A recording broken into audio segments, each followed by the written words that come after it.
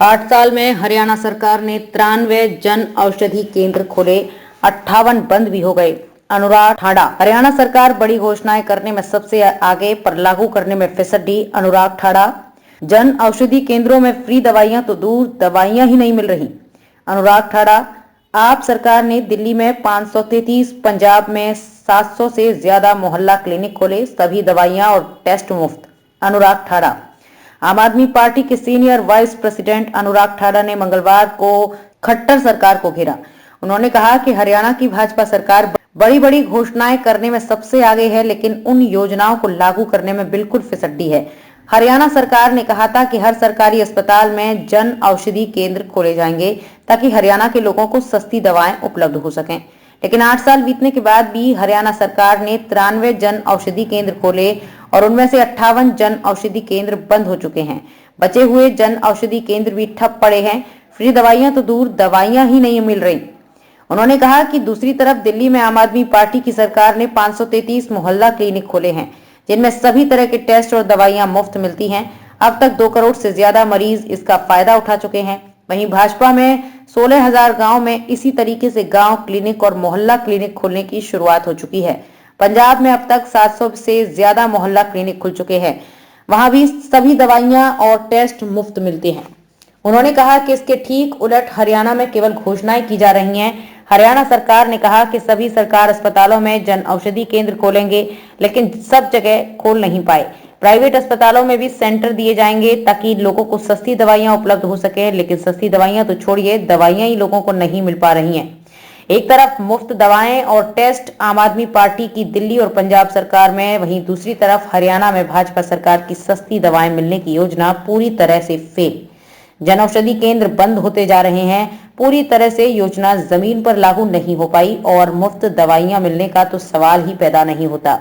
उन्होंने कहा कि हरियाणा के लोगों के पास भी आम आदमी पार्टी के रूप में एक मजबूत विकल्प है। यदि दिल्ली और पंजाब की तरह हर इलाज और हर टेस्ट और सब तरह की दवाइयां मुफ्त चाहिए तो 2024 में हरियाणा में भी आम आदमी पार्टी की सरकार को एक मौका दें। हरियाणा की बीजेपी सरकार बड़ी बड़ी घोषणाएं करने में सबसे आगे है, लेकिन उन योजनाओं को जमीन पर लागू करने में बिल्कुल फिसड्डी। कोई भी योजना जिसका खूब प्रचार प्रसार किया जाता है, घोषणाएं की जाती है, वो जमीन पर लागू नहीं होती। उदाहरण के तौर पर हरियाणा सरकार ने यह कहा था कि हर सरकारी अस्पताल में जन औषधि केंद्र खोले जाएंगे ताकि हरियाणा के लोगों को सस्ती दवाएं उपलब्ध हो सके, लेकिन आज के दिन में 8 साल बीत जाने के बाद भी 93 औषधि केंद्र खुले और उनमें से 58 औषधि केंद्र, जन औषधि केंद्र बंद भी हो चुके हैं। बाकी के जो चल रहे हैं उनमें भी दवाइयां नहीं मिलती, ठप पड़े हैं पूरी तरह से। दूसरी तरफ अगर आप देखें तो दिल्ली के अंदर आम आदमी पार्टी की सरकार ने 533 मोहल्ला क्लिनिक खोले हैं, जिनमें सभी टेस्ट, सभी तरह की दवाइयां मुफ्त मिलती हैं। अब तक 2 करोड़ से ज्यादा पेशेंट्स इन सुविधाओं का फायदा उठा चुके हैं।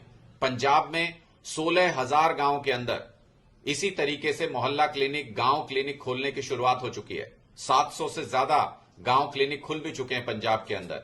वहां पर भी सारे टेस्ट, सारी दवाइयां मुफ्त मिलती हैं। लेकिन इसके ठीक उलट हरियाणा में सिर्फ घोषणाएं की जा रही हैं। कहा कि जन औषधि केंद्र सरकारी अस्पतालों में खोलेंगे, सब जगह पर, सब जगह खोल नहीं पाए। कहा कि प्राइवेट सेंटर्स भी दिए जाएंगे, जन औषधि केंद्र प्राइवेट अस्पतालों में भी दिए जाएंगे ताकि सस्ती दवाइयां लोगों को उपलब्ध हो सकें, लेकिन सस्ती दवाइयां तो छोड़िए, दवाइयां ही लोगों को उपलब्ध नहीं होती हैं।